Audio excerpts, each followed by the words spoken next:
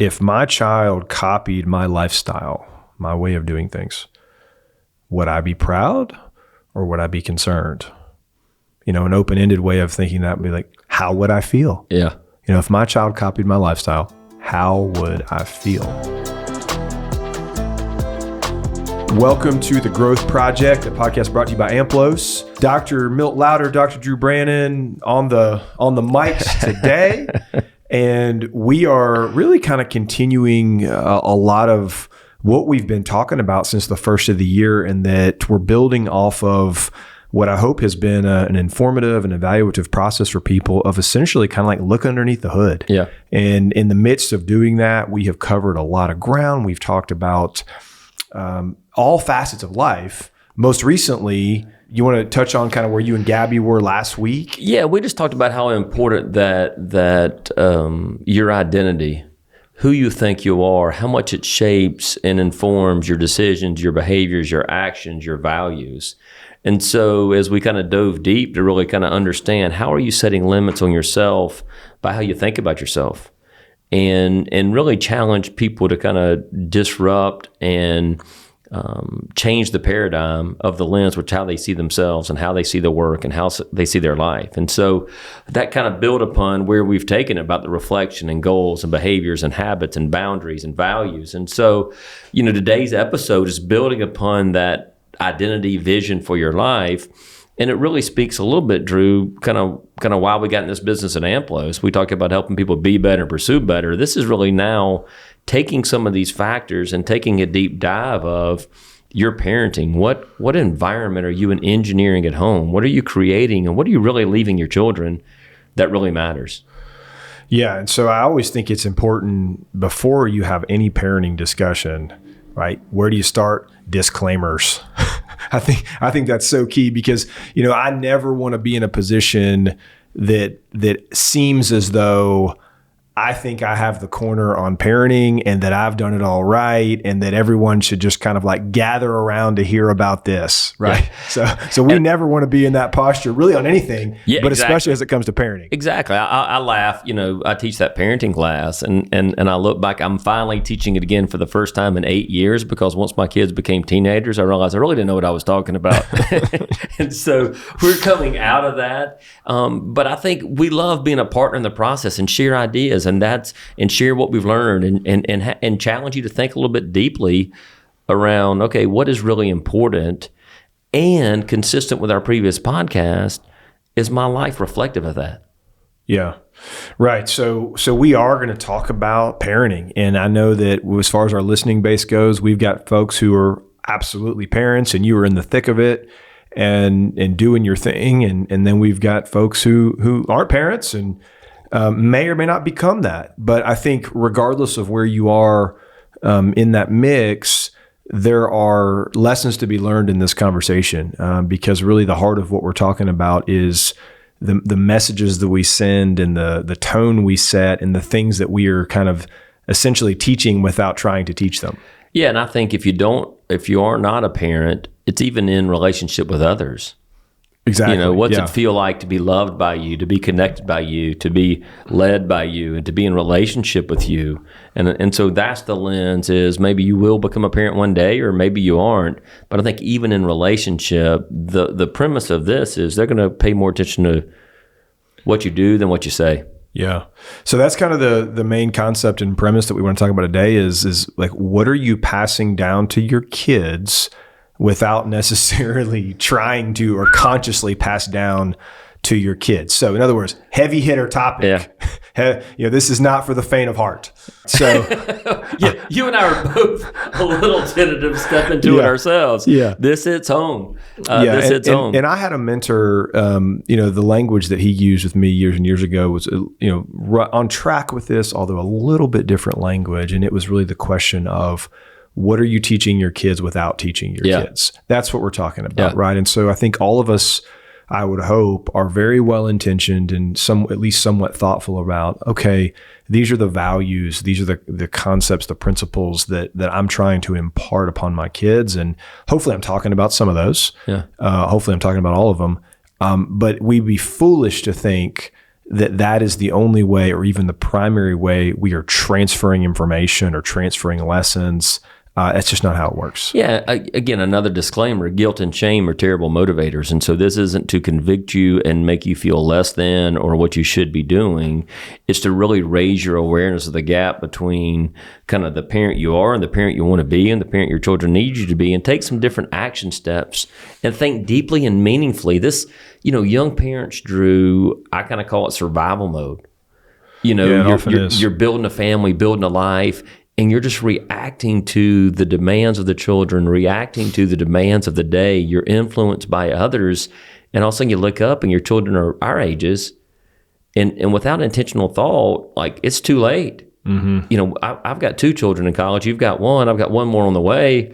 My time with them in my house is coming to a close. Yeah. And it's too late to really think about this. Mm-hmm. So let's start with just kind of a concrete way to consider it, and I'll say it in the sense of, let's start with like values. And you might have, any parent out there might say, okay, A, B, and C, these values are important to us as a family. These are words that we're going to honor in our home, and I'm expecting you to know what this is. I would stop right there. I would say 95% of parents don't do that. Yeah, I made that up on the spot. But most parents I know are not sitting down and thinking deeply with their partner. Yeah, agreed. And saying, okay, what is it that we really want our children to grasp? They may talk in big constructs. Yeah, I think they probably know in their mind what some of these things are. Yes. But have they gone through the exercise? Yeah, probably not. Yeah, Most people haven't. Yeah, so that's a start. Did you pull that from your archives of research, deep empirical? I've been doing this research for 22 years. Across all countries. 95% of parents. International. Yeah, maybe 93.5 if you bring in the international. Yeah, no, I think you're right. I think that most folks are not going through that exercise. But I do think they probably know big picture. And I'll just make up an example of hey, we expect you to have integrity and be hardworking. And so they expect these things. Although they might not be stated. Yes. So you really end up with 2 groups, right? So you have those that they have an expectation of a value, and then you have those that have kind of actual stated value. Yeah, yeah. But here's where it often gets off the tracks is we say that this and this and this are important, and we expect you to do those things, but we aren't doing them with consistency, right? And I think part of the big challenge and the tension here that parents need to grasp is kids don't have to be that old in order to realize that. Oh my gosh, yeah. There's so many lessons of failures as a parent of do as I say, not as I do. Right. And so with those values, Alfred Adler used to say, one of the first psychologists I studied way back when, that if you want to know what's important to someone, watch their feet. I shared the other day, and somebody said, watch the way they spend their money. Go back to our success audit. Yeah, time and money, yeah. And there are huge gaps between, back to our identity, Drew, who we think we are and who we actually are. Yeah. About how we know the research on self-awareness, we're so ignorant of our own behaviors and decisions, especially when it comes to our children. Right. So let's give everybody some categories while on this kind of theme of values is, if on the one hand, maybe what the hope is amongst a lot of parents is that they can say, hey, we as a family are going to care about this and this and this, and I expect you to see that. What are kids really paying attention to? I think the categories that we would want people to be mindful of would be things such as patterns, beliefs, priorities. What are the patterns in the sense of the routines and habits that exist in your life? What are the beliefs that emanate from the way you talk, the things you think about? And then what about priorities? To your point, what does your schedule say really, really matters? Yeah. What is where your dollars and cents go say about what's most important to you as a person, as a dad, a mom, a family? Those are things they're paying attention to. That's what the message becomes. Yeah, and so as we become mindful of, it's okay to ask your children as well. You should. Yeah, over the time of my life, I would go to my children and say, hey, what do you think is important to me? What's something you learned from me? What could I do to be a better dad? Yep. Because they see it through a different lens. Right. And kids do it with such an unbelievable spirit, and they have the willingness to tell the truth. Yep. Well, and that's one of the key questions is I built this kind of like annual review thing years and years ago that I do with all my kids. And one of the key questions is, what does it seem like I love? Yeah. And you ask your kids that question once a year. Probably should do it more often than that. I guess I can only bring myself to do it once a year. But you ask your kids, what does it seem like I love? You will get some really good feedback on what we're talking about right now. Yeah. And of course, you hope that what their answer is consistent with what you do love. But that gets back to what we know about human nature. Our lives don't always emulate and model what we say in our minds we consciously love. Mm-hmm. Be great if they did. Yeah, and so what I like about this exercise, it's not that we don't value work. You and I work really hard, and it's important that hopefully our children see that and reflect that. But it's how do you find that harmony, and what do you emphasize? Yeah. Yeah. And what are you emphasizing without saying you're emphasizing it? Yeah. So there's that term. I want to, give credit where credit's due. So as we kind of worked and prepped for this podcast a little bit, and Dr. Gabby, hopefully our listeners are enjoying the Dr. Gabby's intro to the Dr. G. She's done a great job. Dr. C. What Dr. C? Dr. C. Yeah. But Gabby shared with us just this concept of the invisible curriculum, which I had not heard about before. I really hadn't thought about in those terms. Man, that's a powerful concept. Yeah, so where does your mind go on that? The invisible curriculum. So it just builds upon a little bit of what we're talking about. How am I reacting to stress? What is, Drew, one of the things we've been really mindful here and help our clients understand, if you aren't aware of your own reaction to stress, you cannot be aware of how your stress impacts others. Yeah. And so to that invisible curriculum is, how do we react to stress? How do we react to success? How do we react to failure? How do we react to unmet expectations? How do we show up each and every day? So we value a positive attitude, but there's no energy at home, and you value helping others, but you get drained by that. Or you're really stressed about money or finances or in a relationship, and you're grumpy and have a low frustration tolerance. Like, to me, that's the invisible curriculum. Or here's a better one, especially in the South. You're going to wake up and go to church on Sunday morning and feel connected to something greater than yourself. And you hear these wonderful words about love and peace and joy. And there's you talk about it 1 hour a week. Yeah. And there's no flavor. Like, what's the flavor feel of your home? Or you lose your temper on the car ride home. Yeah. Oh, yeah. Yeah. Or you get impatient like me. It's like, I'm ready to get home. Why is this taking so long? Yeah. Yep. And so to me, that's the invisible curriculum. Right. And I think there's a kind of a parallel path here relevant to this idea of this invisible curriculum as well. It also shines a light on the fact, what we've talked about in many previous Growth Project episodes, is we can't figure that out on our own. Mm-mm. Like the curriculum that you are putting into play without consciously knowing it necessarily, you will not be successful at being aware of that if you try to do it on your own. It is not a solo job. That's one of the prime examples where we need really honest feedback from people about, hey, just so you know, here's what it's like when you walk in the room. Yeah. And here's the impact you're having on our family, the impact you're having on the people that you're around. You got to be open to that feedback because you won't be good at this otherwise. Yeah, and so why do we think go back to your boundaries conversation? Why do we think boundaries are so important for your life, but also for your children? We're talking about the invisible curriculum you're just creating at home. Throw in social media. Throw in the ways of this world for an undeveloped mind who is not able to process and distinguish between maybe right from wrong or pressures and anxiety or pornography. And what is the world communicating to your family? Yeah. What is that invisible curriculum? That adds a whole lot of pressure. And so, we know, Drew, over the last 10 years, even accelerated through COVID, significant rises in anxiety disorders and eating disorders and depressive disorders and in children. And one of the reasons is parental anxiety. Yeah. Parental stress. Yeah. Is contributing to some of those factors. So here's a question I'll put in motion. This one, we're digging deep on this one. On this concept of invisible curriculum, for every parent to honestly kind of assess on this question, if my child copied my lifestyle, my way of doing things, would I be proud or would I be concerned? An open-ended way of thinking that would be like, how would I feel? Yeah. If my child copied my lifestyle, how would I feel? we could really give some thought to that. Yeah.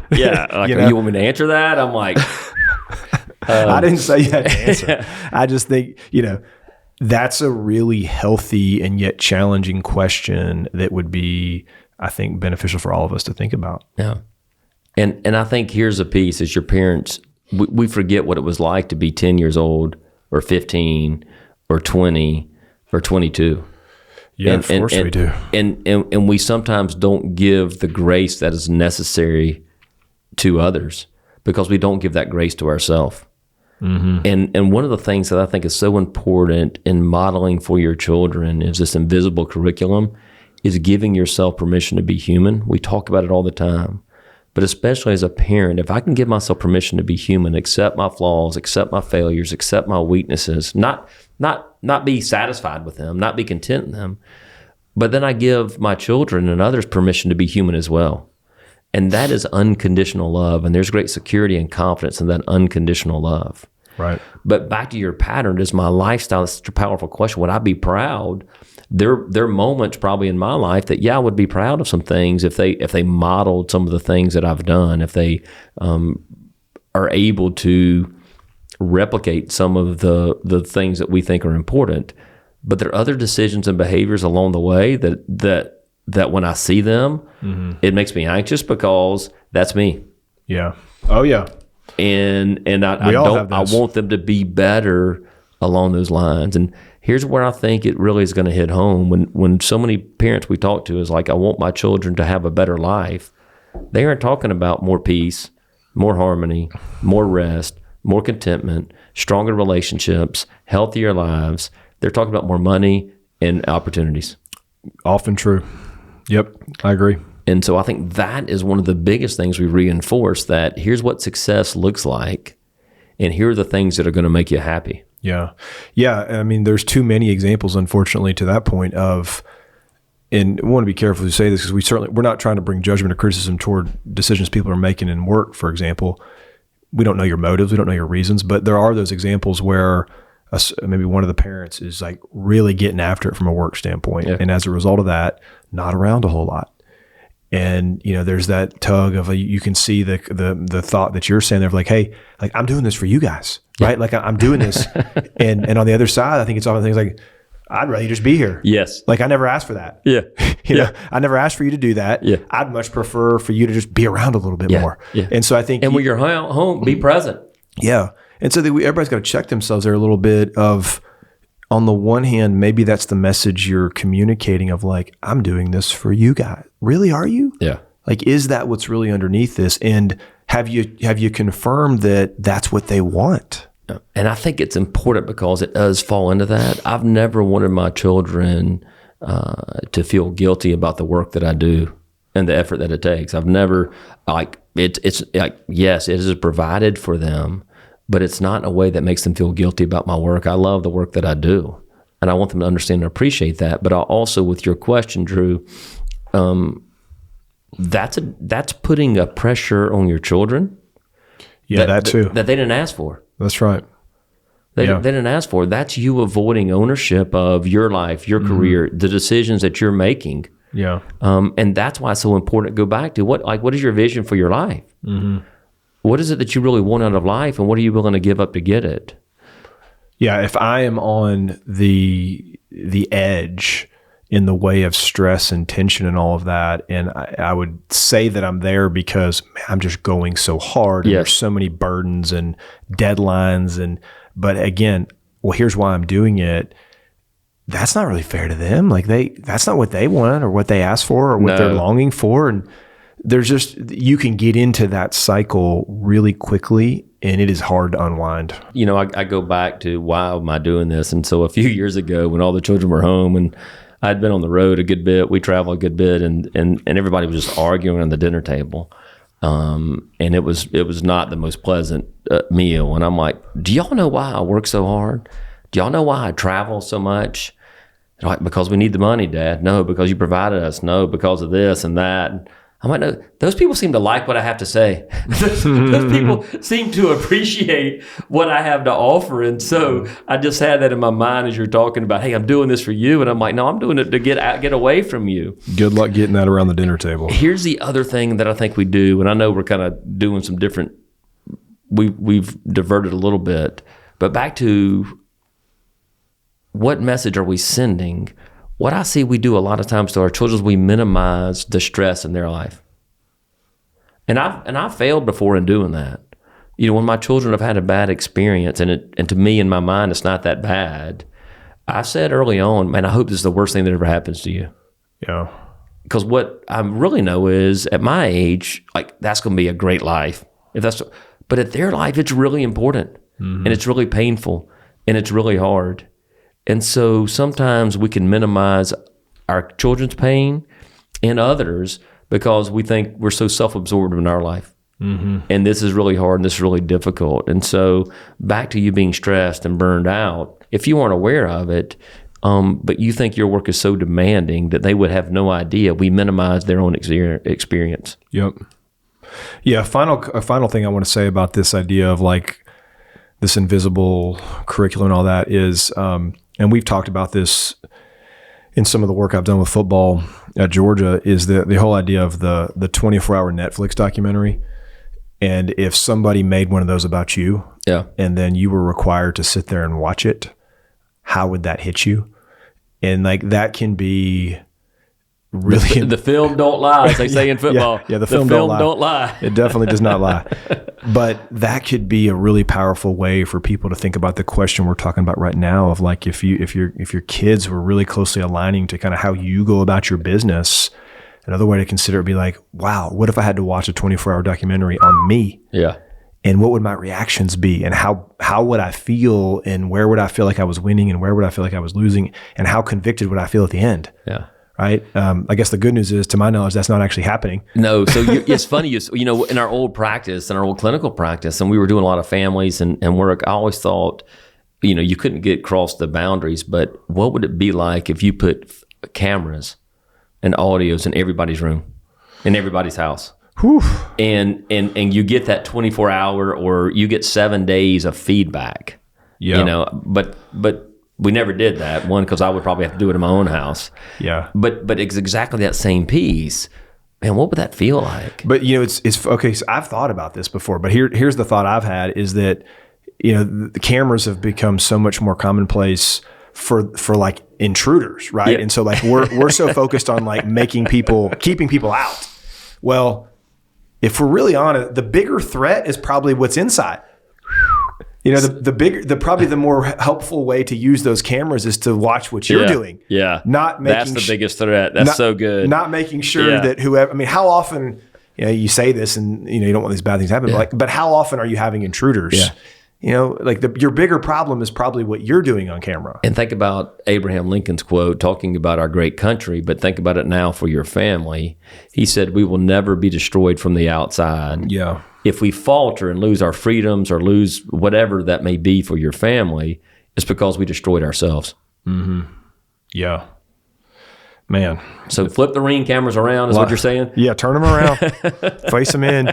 Or, you know, get a second one. Maybe one in, one out. Then you're protected, I guess, from the outside, and then more mindful of the inside. So, Drew, here's the thing we need to kind of unpack. We may not have time for it. We talk a lot about what happens when your values come into conflict. So I value being present for my family, but I also value the work that I do.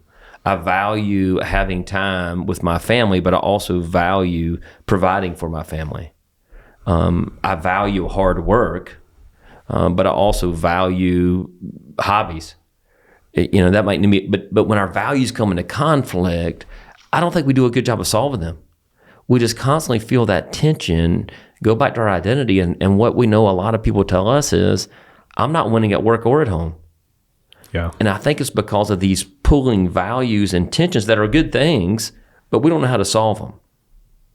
Or we're not committed enough to solving them. I think that's often why our stated priorities are different from our lived priorities. Yeah. That's really what I think I'm hearing you say. Yeah. So, I mean, like, I think that it's got to begin with do you even feel the tension? Yeah. That's the scariest part to me, is like, do you even feel the tension of what your life is saying versus what you say your values are? Yeah. And we don't want to assume that people are mixed up on that, but I think a lot of folks probably are.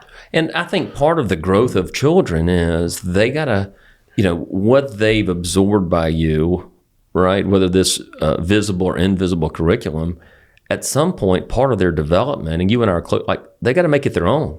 Mm-hmm. They got to create their own vision, their own values. And so they tend to live up to somebody else's expectations or assumed expectations without really knowing. Yeah. And so we're trying to empower you, get ahead of the curve for your children, but then also when your children go to have children, that they already understand, how do I just give meaningful thought and intentional thought around how do we want to show up each and every day? What are the things we really value? And create some kind of metric accountability to get feedback on it. Mm-hmm. All right, so let's do this. I know we need to kind of move toward the finish line here. Let's get practical. We've talked a lot conceptually. We've tried to hit on some hopefully informative places to go in your assessment. Like, I'm going to put this one on you. So get your mind ready here. I'm a parent. I've digested this conversation. What's my next move? To me, whether you're a single parent or in a relationship, I think it's time for some reflection. And to sit down, if you've never done it, and go back to, hey, what is our vision for our family? What are the values that we think are really important? And I think you do a beautiful job of helping people operationalize their values. And so as you think about those values, whether it is integrity or positive attitude or work ethic or love or grace, whatever those values may be, well, what do they really look like at home? Yeah. And then ask, are you living consistent with that? Yeah. That's where I would start. How about you? No, I think that's great. And I'll just compliment what you're saying in that, and some people will kind of poke fun at this question because it sometimes is maybe thought of as a little bit corny. But if you made an attempt to provide evidence of, hey, this is my value and it's true in my life, would there be enough available to collect? Yeah. And I think that's a healthy question to ask yourself. If you had to go on the hunt to collect evidence of this value being present in your life, how hard would it be? And I think it's a good place to start. Yeah, and so as you do that own self-reflection or with your partner or your spouse, then I think it's healthy, and you've done this for a long time, and I've done it for, get feedback from your children. Yeah, you should. I mean, one of our core values McKee kind of came up with in first grade is Lowder's never quit. She was 6 or 7 years old and kind of had to work on a sentence with the word quit. And so whenever, we don't give up. Doesn't mean life isn't hard. And so invite your kids in part of the process. Mm-hmm. And create some ways to kind of get that feedback, that evidence that says, am I really living according to what I believe? And what is truly important? What's your quote from Jim Elliott? What is that? He is no fool who gives what he cannot keep to gain what he cannot lose. Yeah, a lot of wisdom in that. Yeah. All right, well, I know we need to wrap up for today. I feel like we need to say this again at the end. We are on the journey with you as far as these things go, and by no means have the corner on any of these things. We've got more than enough failures as parents we could talk about to fill up many a podcast. So we are with you in the foxhole on this one. Yeah, absolutely. And I think, give us some feedback again. Follow us, like us. I'm not quite sure on that, but send us some questions. Where are you struggling with this? At what stages and ages are your children? It's never too late. It's never too late to really spend some time thinking about this. If you even have older children like we do, or maybe you have grandchildren now, it's okay to admit you made some mistakes. It's okay to say you're sorry. It's okay to ask for forgiveness. It's okay to be human in that process. And I think those are, if there's one thing I would have the courage to look in the mirror, but also have the courage to be honest with those that are in your family. Yeah, please. Otherwise, it's a little bit of an exercise in futility. Yes. Okay, well, as always, grateful for everybody tuning in to the Growth Project, and we will look forward to our next opportunity to be with you real soon. Thanks so much. Thanks.